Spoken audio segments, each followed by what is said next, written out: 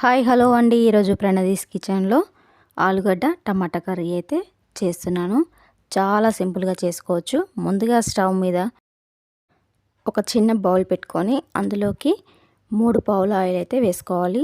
Oil వేడెక్కిన తర్వాత అందులోకి 1/2 టీ స్పూన్ అంత జీలకర్ర, అలాగే కట్ చేసి ఉంచుకున్న ఆనియన్స్, పచ్చిమిర్చి, అలాగే ఒక 2 ఎండుమిర్చిని వేసి ఒకసారి కలుపుకోవాలి.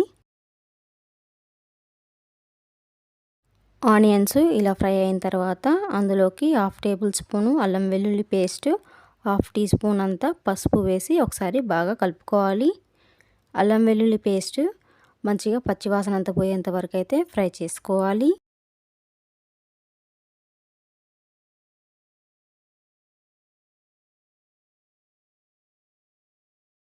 ఆనియన్స్ ఇలా ఫ్రై అయిన తర్వాత అందులోకి పొట్టు తీసి కట్ చేసుకున్న ఆలుగడ్డ ముక్కలను అయితే వేసుకుంటున్నాను.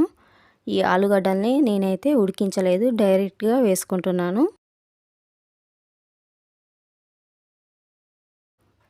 ఒకసారి కలుపుకొని ఒక 10-15 నిమిషాలు మూత పెట్టేసి ఉడికించుకోవాలి. మధ్య మధ్యలో కలుపుకుంటూ ఉడికించుకోవాలి, లేకపోతే అడుగున మాడిపోతుంది.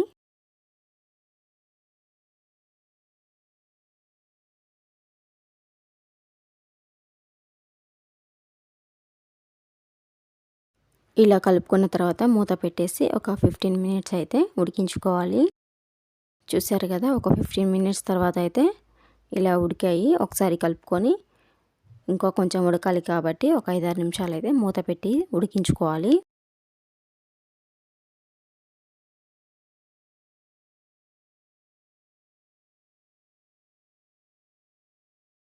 ఆలుగడ్డ టమాటా కర్రీ చేస్తున్నాను కాబట్టి నేను అందులోకి 3 టమాటాలను అయితే తీసుకున్నాను. అందులోకి కొంచెం సాల్ట్ వేసి ఇలా పిసుక్కుంటున్నాను. టమాటాలను ఈ విధంగా చేయటం వల్ల కర్రీ టేస్ట్ అనేది చాలా బాగుంటుంది.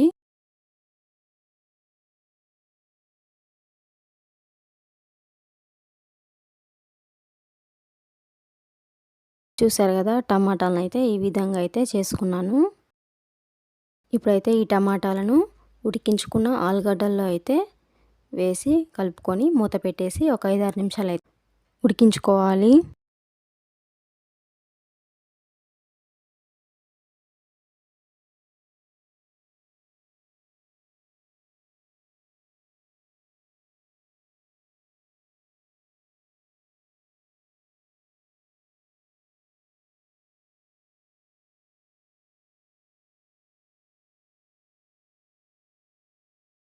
ఆలుగడ్డలు అలాగే టమాటాలు కూడా చాలా బాగా ఉడికాయి.